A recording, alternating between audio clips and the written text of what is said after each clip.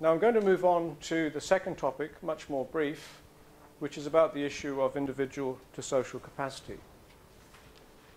This is written up in a paper called Future Studies from Individual to Social Capacity, and if it's not available yet on the system, it certainly can be.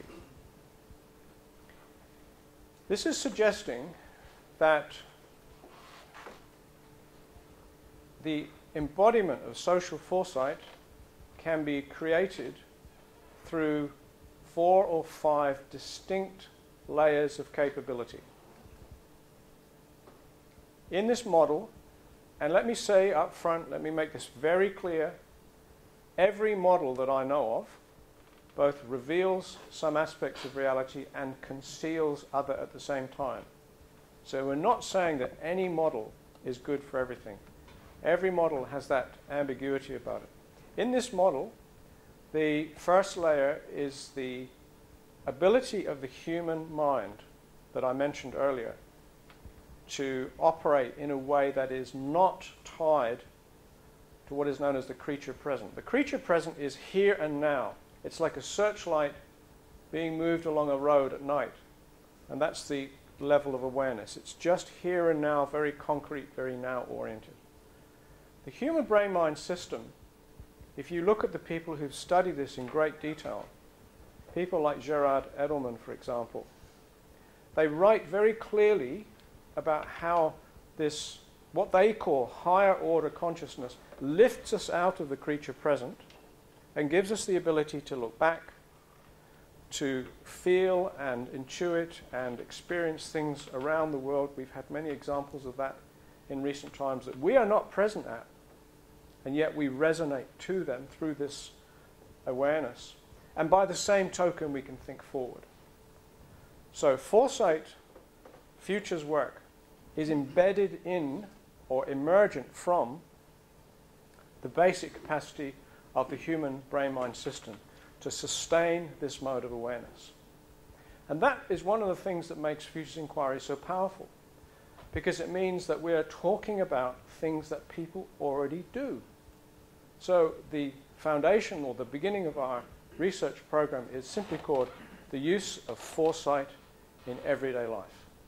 Understanding that helps you understand where this whole thing comes from.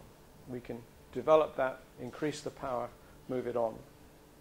Level 2, as I've already suggested, is the ability of futures concepts and ideas to take these built-in capacities everyone has and literally lift them to a new level, to enable a mode of awareness that is distinctly future-oriented and augmented by this symbolic resource. Concepts and ideas that become influential via the futures discourse. And here's where the tools and methods have their particular role. Imagine you can talk, have the richest discourse in the world, but if all you have is that discourse, you're never going to get anything done. You're never going to be able to deal with complex real-world issues.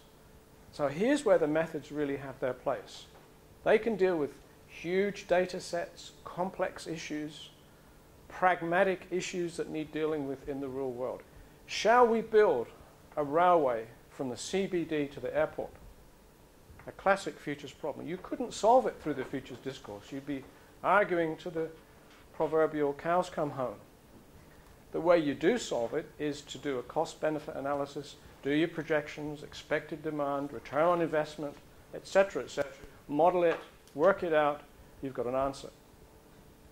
So the tools and methods are very important, but in this perspective, they come later. They're not the right starting point.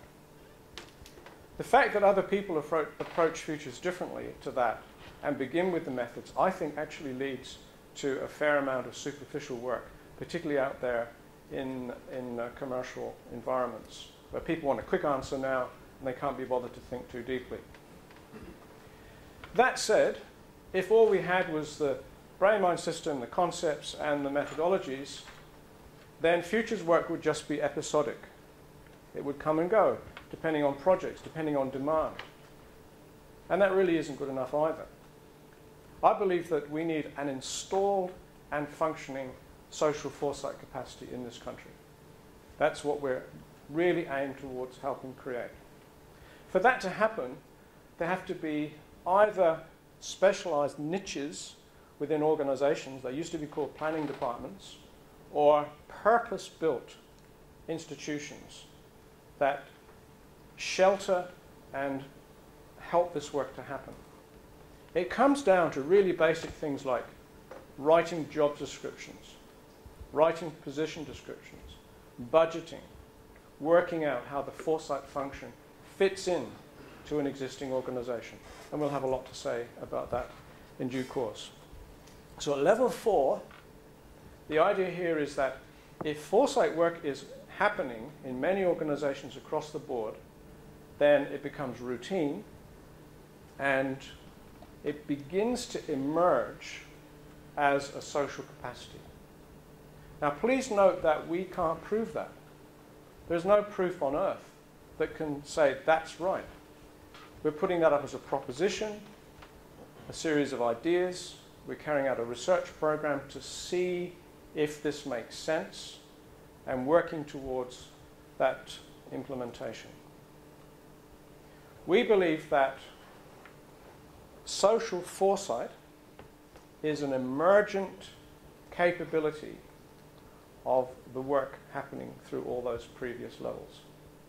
The indicator as to whether that's happening or not is the extent to which long-term thinking becomes a social norm, and to see that norm institutionalized in a range of appropriate ways. Now, more or less to finish this, there is a quite major caveat that I want to enter here. And that is this. It's very helpful to bear in mind that we don't begin from an objective starting point. Our beginning point here at any time is that we're saturated with a host of givens that are natural to us. We don't notice. They're just part of the way things are for us.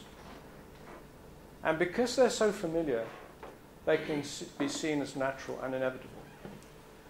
But where we're coming from with a futures view, particularly a critical futures view, which we'll explain in due course, is that if humanity is to have a worthwhile future, much that was part of that natural background that was taken for granted in previous times will have to be rethought and renegotiated in the 21st century. So personally, I believe this is a critical time for humanity where, if we get it right, we can actually move on to other stages of civilization. Again, some marvelous material exists about what the nature of future civilizations might be like. Some very, very interesting material. That's the carrot. We can move forward to more civilized, more differentiated, more highly developed states of organization, society, being. The stick is that we could very well fall backwards into what the model builders call an overshoot and collapse mode. If you look around at the various systems, whether they're natural, economic, cityscapes, infrastructures around the world, there is lots of potential for overshoot and collapse. So we work at the interface between these two very different possibilities. One is dealing with the issues, waking up, paying attention, working with what we know, and moving forward. The other is possibly collapsing back to a simpler form of civilization, which would be extremely costly for our species. Final point I want to make is that this is another point of differentiation between what we do here and how futures work is done in many other places. Up until about 5 years ago, most of the effort in this field was devoted to reading the external trends out there in the world, to predicting where those trends were leading, and to putting up a number of suggestions about how other people could get it right. There are two problems with that. One is that the people making those confident suggestions tended to be overlooking all that cultural orientation, all that subjectivity behind them, and we're really laying a quite heavy agenda on other people. The second problem with it is that it overlooked the whole inner world. So one of the reasons why the notion of the human iris is a great metaphor for advanced and sophisticated futures inquiry is that it's a boundary between the world in here that's been ignored in futures work over so many decades and the world out there, which has received major attention. So what we're interested in doing is really trying to mediate between the inner world and the outer world, and to acknowledge the role of both, not to disappear into those vast inner spaces, not to just be purely empirical, but to try to find ways of operating that do justice and give credit to what's happening on both sides of that interface. That then is a brief introduction to the knowledge base of future studies.